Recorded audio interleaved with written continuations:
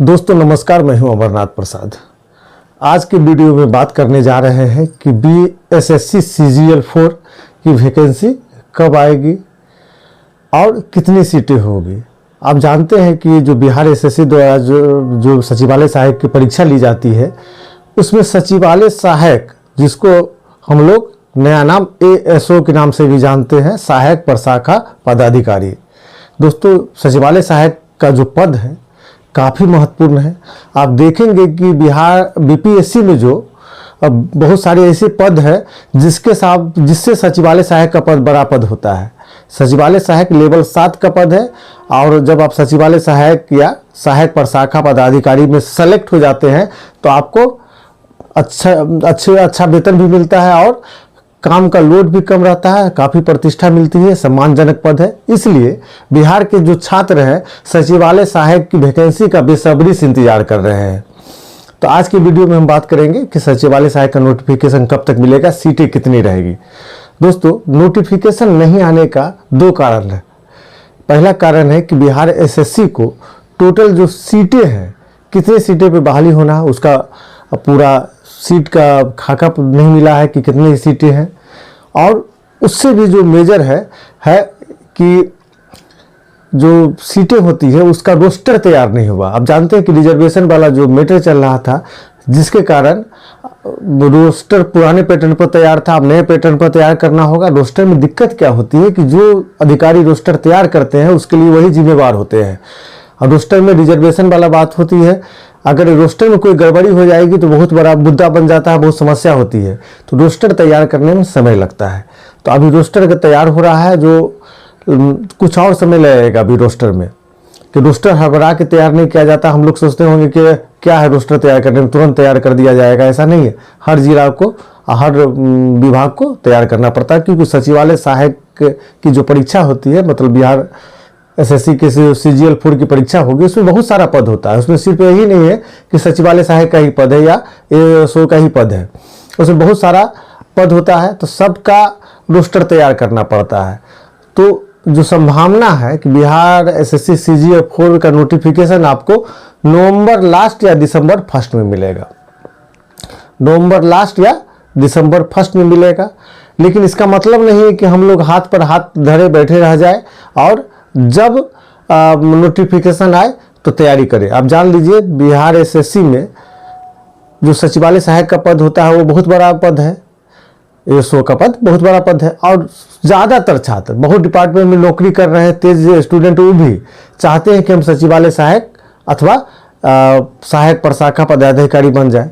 इसका नतीजा क्या होता है कि सहायक प्रशाखा पदाधिकारी का पद का कटअप बहुत ज़्यादा चला जाता है। अगर आप बनना चाहते हैं ASO तो आपको कड़ी मेहनत करनी पड़ेगी और अभी से ही मेहनत करनी पड़ेगी। हमको लगता है लेट हो गया, 2-3 महीना पहले तैयारी शुरू कर देनी चाहिए थी जो नए छात्र हैं। पुराने छात्र तो अपना तैयारी करते होंगे क्योंकि उनको अनुभव है कि किस तरह से तैयारी करना है। तो आप जान लीजिए आपको नवंबर लास्ट या दिसंबर फर्स्ट वीक में सहायक प्रशाखा पदाधिकारी, जिसको हम लोग सचिवालय सहायक के नाम से भी जानते हैं, उसके लिए नोटिफिकेशन मिलने वाला है। अर्थात BSSC CGL 4 के लिए नोटिफिकेशन मिलेगा। अब बात करते हैं सीटें कितनी होगी। देखिए अभी सीटें कैलकुलेट ही हो रही है, लेकिन हम आपको बता दें कि जो इस बार BSSC CGL 4 की वैकेंसी आएगी उसमें 3000 प्लस सीट होने जा रही है। अभी इलेक्शन का समय है, नौकरियों की बहार है, जिसको नौकरी लेना है ले लीजिए। आप सोचेंगे कि फिर 25 के बाद नौकरी मिले तो फिर 28 से आपको नौकरी के मिलना शुरू होगा। 25 के बाद जो बहाली आएगी, छीट-फूट बहाली होती रहेगी, बड़े पैमाने पे बहाली नहीं होगी। जो ट्रेंड है उसके अनुसार बोल रहे हैं। इसलिए 2025 से अगर आपको 2025 से पहले नौकरी लेना है तो आराम से ले लीजिए। आप इंतजार नहीं कीजिए और यह मानिए कि यह आपका अंतिम प्रयास है।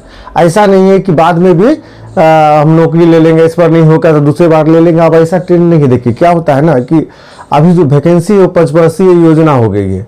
एक बार वैकेंसी आती है 5 साल में क्लियर होता है। अब बिहार SSC का जो इंटर लेवल फर्स्ट एग्जाम है, अब देखे होंगे उसको फाइनल होने में 2 5 वर्षीय योजना पास हो गई। मानी जितने दिन में फाइनल हुआ उतने दिन में 2 5 वर्षीय योजना खत्म हो जाती है, मतलब 10 साल लग गया उसको फाइनल होने में। इसलिए इंतजार नहीं कीजिए, तैयारी शुरू कर दीजिए, जम के तैयारी कीजिए और हमेशा कोशिश रखिए कि एक सीट पे भी नोटिफिकेशन आएगा तो हमको सिलेक्शन लेना है। हम सीटें काउंट करते रह जाते हैं कितनी सीटें हैं। देखिए टॉपर और जो 3000, मान लीजिए किसी नोटिफिकेशन में आपको 3000 पद है तो टॉप 10 को छोड़ दीजिए, 11वां नंबर पे जो व्यक्ति है और जो 3000 नंबर पे व्यक्ति है उसमें भी ज़्यादा मार्क्स का अंतर नहीं होता है, 1 2 4 5 नंबर का अंतर होता है। इसलिए हम लोग सीटों के बारे में क्यों सोचें, हमेशा कोशिश करनी चाहिए कि 1 नंबर पे आना है। तो आप लोग तैयारी शुरू कर दें।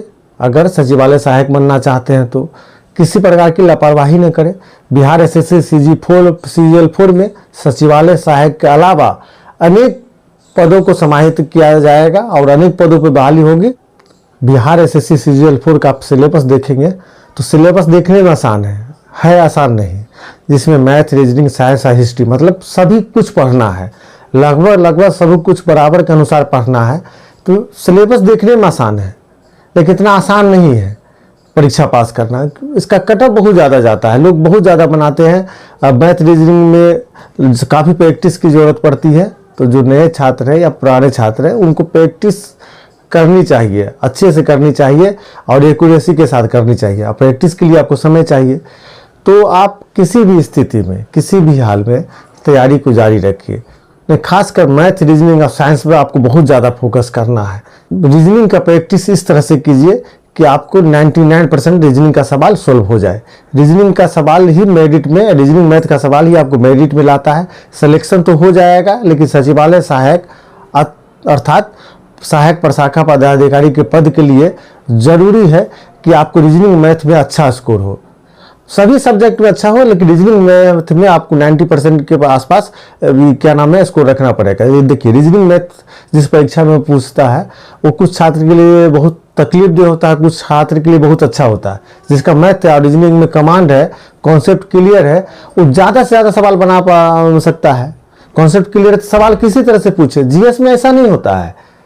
जीएस में क्या होता है कि कितना भी पढ़ लीजिएगा तो सवाल बाहर से आ सकता है। मैथ रीजनिंग में क्या है, सवाल बाहर से आए या कहीं से आए, आपका कॉन्सेप्ट क्लियर है तो आप उस सवाल को बनाने की स्थिति में होते हैं। तो किसी भी प्रकार की लापरवाही नहीं करना है, जी जान से तैयारी करनी है और यह कोशिश करना है कि इसी बार सिलेक्शन ले लेना है। नोटिफिकेशन तो आएगा ही, अपने समय पर आ जाएगा, परीक्षा अपने समय पे होगी, लेकिन आपको मौका समय पर नहीं मिलेगा। एक बार मिलेगा फिर दूसरा बार नहीं मिलेगा, कब मिलेगा कुछ पता नहीं चलता। आप जानते हैं कि बिहार में परीक्षाओं का कोई ट्रेंड फिक्स नहीं हुआ है कि इस समय पीटी हो जाना है, इस समय नोटिफिकेशन आ जाना है। जो कारण हो, जिसकी गलती हो, उस पर हम नहीं जाते हैं। और स्टेट में जाएंगे तो आपको पता है, जैसे यूपीएससी का देख लीजिए, कब नोटिफिकेशन आएगा पता है, कब पीटी होगा पता है, कब मेंस का रिजल्ट आएगा पता है, कुछ अंतर के साथ आ जाता है, कब इंटरव्यू होगा, कब फाइनल रिजल्ट होगा, 2-4 दिन 10 दिन के अंतर में आ जाता है। लेकिन बिहार में अभी तक ट्रेंड फिक्स नहीं हुआ कि कब नोटिफिकेशन आएगा, कब एग्जाम होगा। इन परिस्थितियों में क्या होता है कि आप अगर एक बार चूक करते हैं तो दोबारा मौका कब मिलेगा आपको पता नहीं होता है, आप हतोत्साहित हो जाते हैं। तो इसी बार फाइनल कर लेना है, किसी दूसरे का इंतजार मत कीजिए, इसी बार फाइनल कर लेना है, समझे ना। कड़ी मेहनत कीजिए, कड़ी मेहनत करने वाले को निश्चित सफलता मिलती है। हमारी शुभकामना आपके साथ। बहुत बहुत धन्यवाद।